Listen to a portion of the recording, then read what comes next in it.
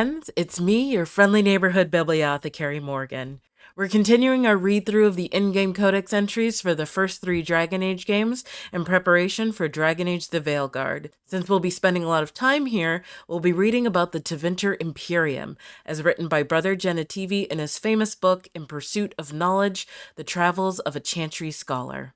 Now, there are only a few entries here, so without further ado, grab your cuppa, make yourself comfortable, and let's start reading. Tevinter Imperium by Brother Genitivi. In Pursuit of Knowledge, The Travels of a Chantry Scholar. The Tevinter Imperium. The Imperium is little more than a dilapidated old slattern, crouching in the far north of Thedas, drunkenly cursing at passerby to recall her faded beauty.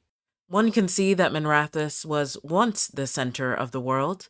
The vestiges of her power and artistry yet stand, but they are buried in the layers of filth that the Imperium's decadence has accumulated over the ages. The Magocracy live in elegant stone towers, literally elevated above the stench of the slaves and peasants below. The outskirts of Minrathous are awash in a sea of refugees turned destitute by the never-ending war between the Imperium and the Qunari. And yet the Imperium survives. Whether with sword or magic, Tevinter remains a force to be reckoned with. Minrathous has been besieged by men, by Qunari, by Andraste herself, and never fallen. Tevinter Society.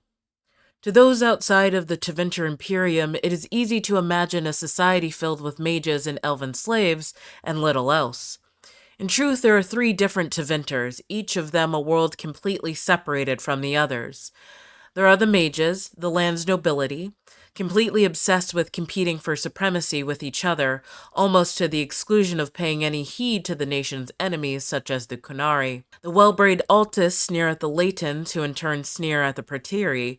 They vie for dominance in the Magisterium, where factions shift and flow on a daily basis with deadly consequences, requiring every family to put on a veneer of perfect citizenship or face scandal and censure. Then there are the so-called Soparati, the Sleepers. These are the non-magical citizens who vastly outnumber the mages, yet are beholden to their whims. Many are resentful of this status, plotting in secret, even as they secretly hope their children will possess magical talent, an enticing lure since the talent could conceivably show up in anyone, even a slave. It would be easy to forget that Tevinter possesses a massive class of publicans, the civil servants and leaders of the legionnaires. It has an enormous merchant class, enough teeming poor to drown any other nation in Thedas, and the shadowy thieves called presumptor, who are practically treated with respect. And then there are the slaves. One would think they, at least, see each other as equals, but it is not so. The divide between the freed liberati, those who act as personal servants to magisters, those who work on farms and factories, and the servus publicus, who do all the tasks proper citizens will not, it is all but insurmountable, but perhaps in emulation of those who own them, imperial slaves will connive and scheme to try anyhow. Outsiders might see it as futile, but to Tevinter citizens, their nation's social classes are the most mutable and rewarding of merit in all of Thedas. The Lost City of Barandor. On the 15th day of my journey across the Tevinter Imperium, our caravan reached a great rolling plain. Swaying grass hid flocks of birds so vast that when they took flight, their numbers blocked the sun. This, our guide informed us, was the great city of Barandor, wonder of the ancient world, famed for its fountains which were said to grant eternal youth. Legend has it that during the celebration of the winter solstice, Corinthus, High King of Barandor, turned away an envoy from the High Priest of Dumont. The priest called upon his god to punish Corinthus for the offense, and the dragon god of silence answered him. Months passed. The King of Barandor fell silent. In distant Minrathous, the priests of Razikale dreamed of dark omens. Their oracles declared that a dire fate had befallen King Corinthus.